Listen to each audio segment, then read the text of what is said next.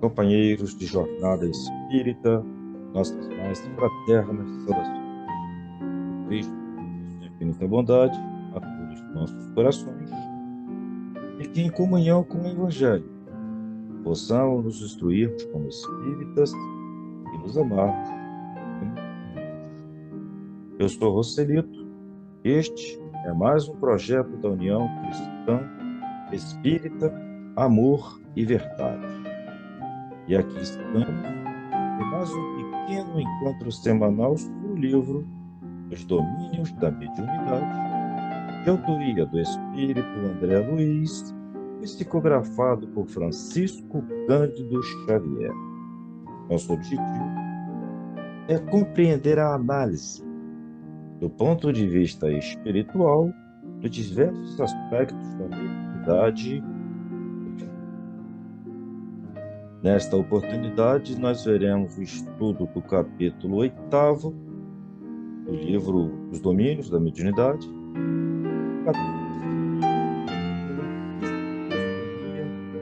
toda bonita, que vai das páginas 67 a 74. E para facilitar o nosso estudo, nós dividimos o capítulo em 3 partes. E hoje nós veremos exatamente o valor de um médium preparado. Então, confiantes no Cristo, vamos à análise deste encontro. Sob a guarda de venerando amigo, que mais se nos afigurava como um núme apostolar, pobre espírito dementado varou o recinto. Ou seja, sendo guiado por um irmão de alta luz, um espírito meio dementado, meio fora do natural, do seu estado natural, entrou naquele grupo espírita, naquele grupo de estudos mediúnicos. Lembrava um fidalgo antigo, repentinamente arrancado ao subsolo, porque os fluidos que o revestiam era verdadeira massa escura e viscosa, cobrindo-lhe a roupagem e despedindo nauseabundas emanações.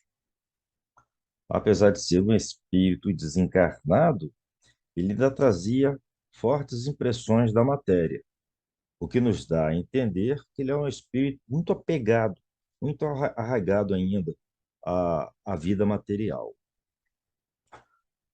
Nenhuma das entidades sofredoras que se acotovelavam à frente exibia tão horrendas faces.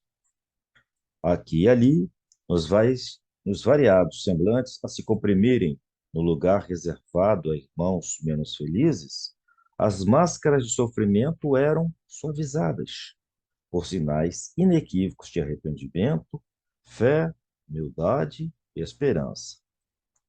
Nós entendemos aqui que naquele estudo mediúnico havia uma grande assembleia de espíritos desencarnados, de espíritos que foram para ali para buscar socorro. E eles, comparando a realidade de cada um deles com a realidade desse irmão que, ora, estava sendo adentrado àquele recinto, eles começaram a fazer essa comparação e, por reflexão, vinham sinais de arrependimento, de fé, de humildade, de esperança, o que nos mostra que a situação daquele irmão era bem triste, era bem sofrida. Mas naquele rosto patibular, parecendo emergir do lençol de lama, aliavam-se a frieza e a malignidade, a astúcia, o endurecimento. Ante a expressão por que surgia bem no pino, os próprios espíritos perturbados recuaram receosos.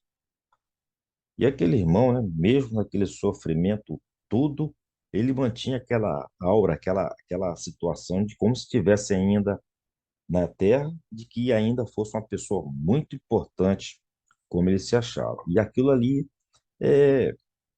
causava assim, um certo receio nos demais espíritos que ali se encontravam presentes naquela sessão mediúnica.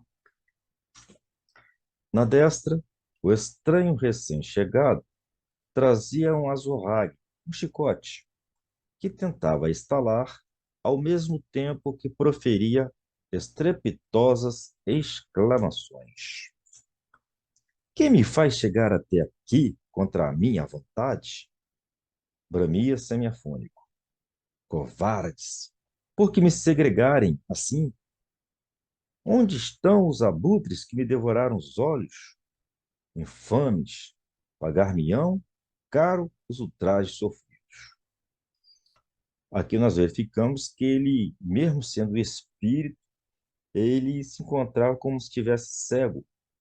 Ele não conseguia verificar, não conseguia ver a situação em que ele se encontrava, nem conseguia ver o local onde ele estava. E evidenciando o extremo desequilíbrio mental de que se fazia portador, continuava em rude tom de voz. Quem disse que a malfadada Revolução dos Franceses terá reflexos no Brasil? A loucura de um povo não pode alastrar-se a toda a terra.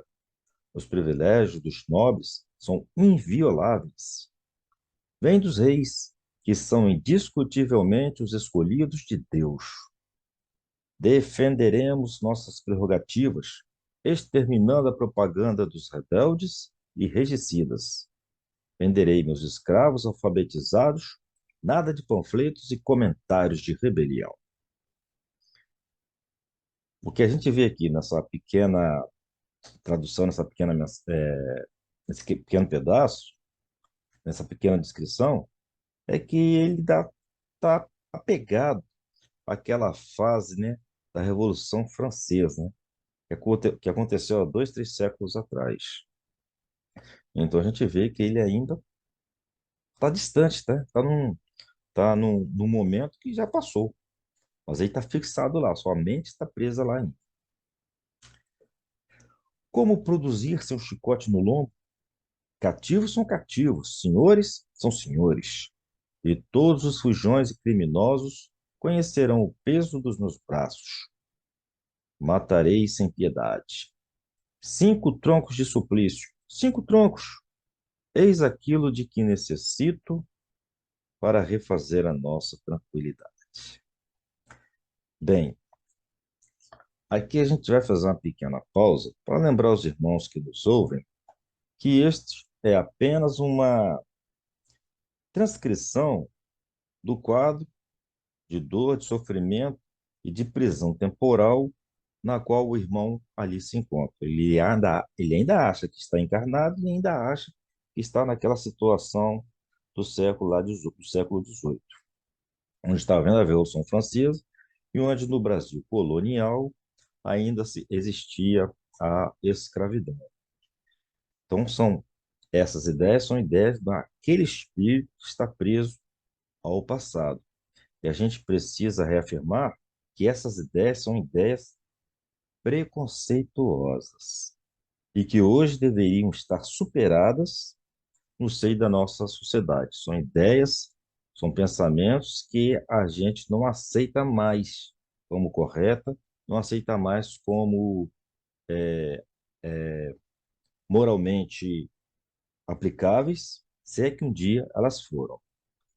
E essas ideias, pela evolução moral que nós já atingimos, pode ser que a gente não seja de muita luz, mas alguma evolução nós já possuímos.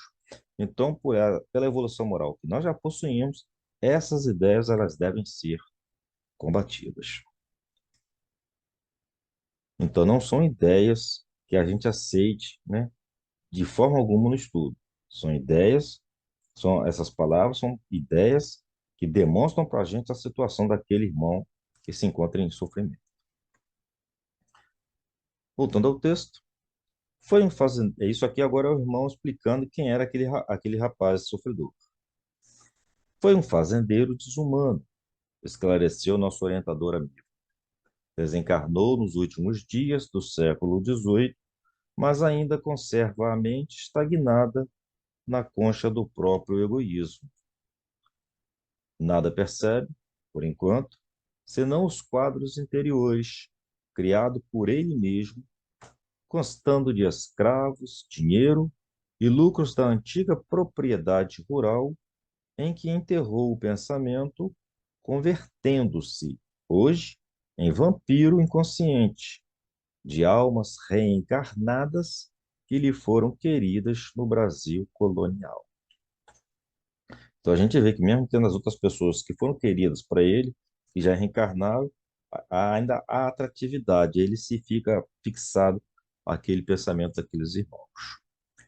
Com todo o respeito que devemos à fraternidade, podemos dizer que ele nada mais fora que desapiedado ao gosto dos infortunados cativos que lhe caíam sob o guante de ferro. Detentor de vastíssimo latifúndio, possuía consigo larga legião de servidores que lhe conheceram de perto a tirania e a perversidade.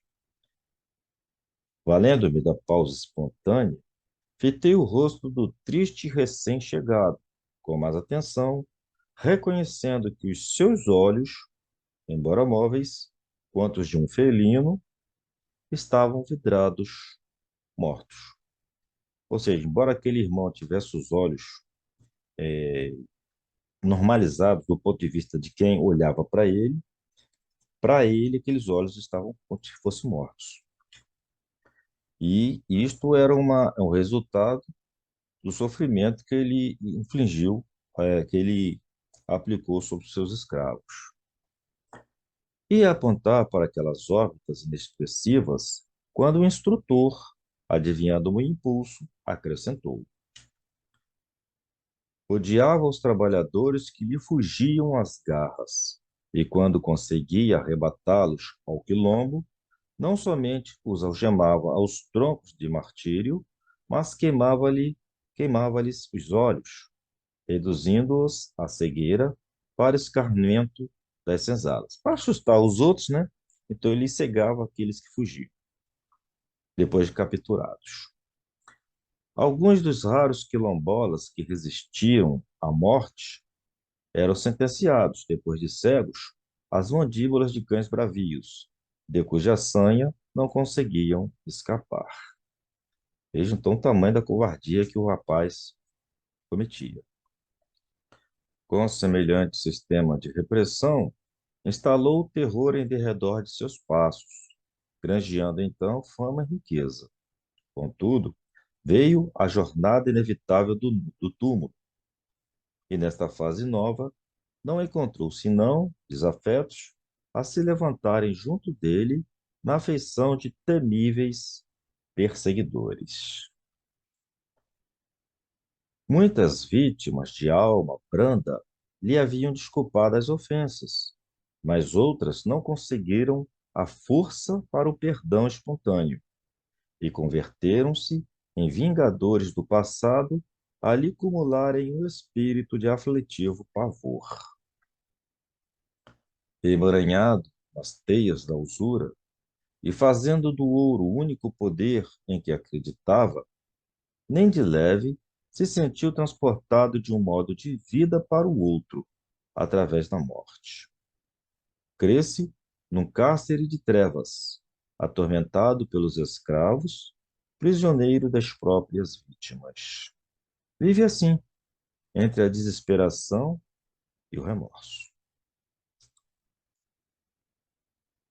Martirizado pelas reminiscências das flagelações que decretava e hipnotizado pelos algozes de agora, dos quais no pretérito foi verdugo, vê-se reduzido à extrema cegueira, por se lhe desequilibrarem o corpo espiritual, as faculdades da visão.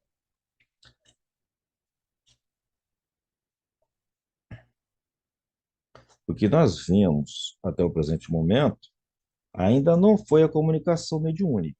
O que nós vimos até o momento é descrição da chegada de irmão sofredor à casa espírita, sendo encaminhado por um orientador elevado. Enquanto se nos alongava o entendimento, o infeliz foi situado junto de Dona Celina. Dona Celina, como nós já vimos, daquela equipe de trabalhadores encarnados, era a médium mais desenvolvida, a médium mais evoluída. a médium que mais se dedicava ao trabalho, a médium que mais se desenvolveu entre todos ali. Enquanto se nos alongava o entendimento, o infeliz foi situado junto de Dona Celina, e a medida impressionou-me desfavoravelmente. Logo, Dona Celina, o melhor instrumento da casa é quem deveria acolher o indesejável comunicante.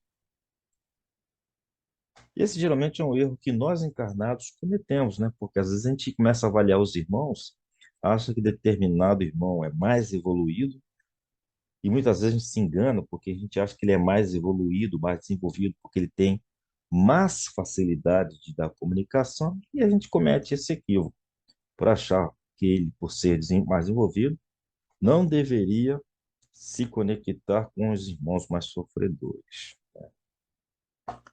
Voltando ao texto. Reparei-lhe a luminosa auréola contrastando com a vestimenta pestilencial do forasteiro e deixei-me avassalar por incoercível temor. Semelhante providência não seria o mesmo que entregar uma harpa delicada às patas de uma fera? Veja que novamente ele faz uma comparação. A médium encarnada Celina, uma harpa delicada, um instrumento delicado, um instrumento que você tem que pegar com carinho, né? E colocá-la à disposição das patas de uma fera, dada a situação espiritual daquele irmão. Geralmente a gente também comete o equívoco de associar o bom médium àquele que tem facilidade de comunicação, aquele que dá com maestria, dá comunicação com maestria, né? Da passividade com facilidade. O que a gente observa, estudando Kardec, no Livro dos Médiuns, capítulo 20, é que os espíritos que são moralmente mais evoluídos, que possuem uma autoridade moral pelo comportamento que produzem no dia a dia, esses espíritos esses irmãos, esses trabalhadores são capazes de atraírem os bons espíritos. Então, no Livro dos Médiuns, o Kardec ele mostra para a gente que qualidades são essas, qualidades que devem estar presentes nos médiuns, que atraem os bons espíritos. Então, ele fala que é a bondade, a benevolência, ou seja, a capacidade de praticar a caridade, a simplicidade do coração, o amor ao próximo e o desprendimento das coisas materiais. Então, são esses quesitos, essas qualidades, esses adjetivos que, se trabalhado, se conquistado pelos trabalhadores espíritas, vão permitir com que ele se conecte com mais facilidade aos espíritos elevados. E quando o contrário acontece, né, ou seja, na ausência dessas qualidades, desses adjetivos, é, os espíritos mais elevados tendem a se afastar. Mas o que a gente mostra aqui é que essas qualidades elas devem ser conquistadas no dia a dia. E elas vão trazer para a gente a qualidade daqueles espíritos que vão nos acompanhar normalmente. Se espíritos elevados encontram numa pessoa, um encarnado, a bondade, a benevolência, a simplicidade do coração, ele vai estar sempre próximo a esses irmãos, né? E quando não encontra, não tem por que ficar ali, então ele se afasta. Mas isso é no dia a dia. Por isso que a gente fala que a gente pode ter a possibilidade de escolher os espíritos com quem a gente quer andar, né? Pela maneira que a gente se comporta e se a gente conquista essas qualidades aí. Mas isso é no dia a dia. Não tem nada a ver com a conexão com o trabalho dentro de uma reunião mediúnica. Ali a gente está para trabalhar. Ali está para a gente exercer a nossa benevolência, a nossa bondade, o nosso amor ao próximo. Então, se a gente é evoluído, se a gente consegue ser um médium evoluído, se a gente consegue ter todas essas qualidades, por que não atender a um sofredor? Por que não? Continuando Kardec ainda, ele fala lá na Revista Espírita que ninguém poderá tornar-se bom médium se não conseguir despojar-se dos vícios que degradam a humanidade. Aquelas coisas ruins que estragam a humanidade no seu dia a dia, né? Se elas estragam a humanidade, elas estragam também o bom médium. E continuando Kardec, ele fala que todo homem pode tornar-se médium. Né? A mediunidade é característica de todo ser humano. Mas a questão não é ser médium, a questão é ser bom médium, o que depende das qualidades morais. E as qualidades morais se forjam através daquelas conquistas que nós acabamos de mostrar. Voltando ao texto. Aulus, porém, deu-nos pressa em explicar-nos. Acalmem-se. O amigo dementado, o espírito, né, que acabou de ser trazido ao ambiente, o espírito dementado penetrou o templo com a supervisão e consentimento dos mentores da casa. Quanto aos fluidos da natureza deletéria, não precisamos temê-los. Recuam instintivamente ante a luz espiritual que os fustiga ou desintegra. Ou seja, todo irmão sofredor só entra numa casa séria, numa casa que se trabalha à luz do Cristo, à luz do Evangelho do Cristo, lá só entra orientado, né, e autorizado pela espiritualidade. Então não há perigo. Se a espiritualidade, se a casa é séria, se os trabalhadores são sérios, os espíritos elevados que estão ali também são sérios. E todos os espíritos sofredores que ali entram, eles entram com autorização, com a permissão do alto. E aquelas coisas ruins, aquelas situações materiais de sofrimento que eles trazem com eles, são naturalmente combatidas com a luz ali presente. Faz parte do tratamento dele.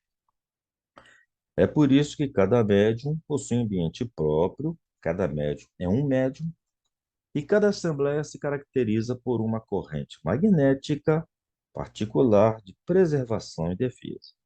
Principalmente quando o grupo mediúnico é coeso, é unido, tem aquele amor ao trabalho, né? Tem aquela vontade de trabalhar, tem aquela união e aquela confiança um no outro. Eles formam, entre eles, uma espécie de teia que os protege. Então, essa corrente magnética, essa teia magnética, também serve de defesa contra aquelas situações deletérias que os espíritos sofredores trazem com eles. Nuvens infecciosas na Terra são diariamente extintas ou combatidas pelas irradiações solares e formações fluídicas, inquietantes, a todo momento, são aniquiladas ou varridas do planeta pelas energias superiores do espírito. Os raios luminosos da mente orientada para o bem incidem sobre as construções do mal, a feição de descargas elétricas.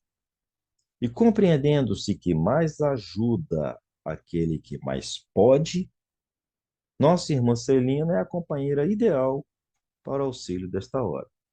Quem tem mais esforço, quem tem mais empenho, quem tem mais energia para dar, é a pessoa ideal para ajudar quem mais necessita. Então é isso que ocorreu. Então, o fato de se colocar um sofredor do lado de uma médium desenvolvida não é uma ofensa, não é uma estratégia ruim. Pelo contrário, se estamos ali pelo socorro dos irmãos, é essa irmã, é esse instrumento mediúnico o que melhor vai servir ao apoio, ao socorro espiritual.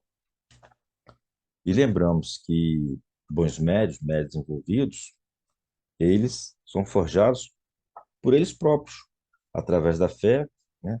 Fé no Cristo, fé no Evangelho, fé naquilo que eles estão desenvolvendo ali naquele momento, fé no trabalho, fé no grupo em que ele pertence. E aliado a esta fé, também o estudo, porque é através do estudo que a gente vai entender a nossa fé, a gente vai conhecer os pormenores do trabalho que estamos desenvolvendo, é através do estudo que a gente vai entender a lógica e o porquê de cada coisa na aplicação do Evangelho do Senhor em benefício do amparo espiritual.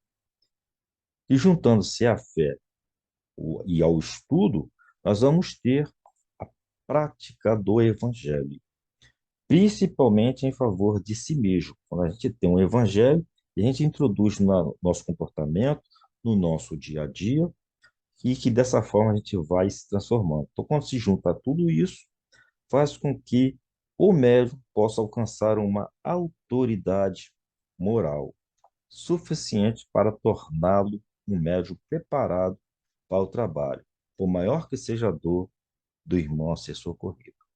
Aí está, então, o valor do médium preparado. O médium preparado é aquele que se forja na fé, que se forja no estudo e na prática do Evangelho. Então é isso, meus amigos. Chegamos ao final desse nosso estudo de hoje. Vocês gostaram? Fica aqui o convite para que vocês possam divulgá-lo, possam compartilhar e também enviar para nós críticas, sugestões e nos ajudar a aprimorar este nosso estudo. Eu fico por aqui e aguardo todos vocês com muito carinho no próximo encontro. Fiquem todos com Deus, mas não se esqueçam: quem poderá tornar-se um médium não conseguir despojar-se dos que degradam a humanidade. Jesus os abençoe. Até o próximo.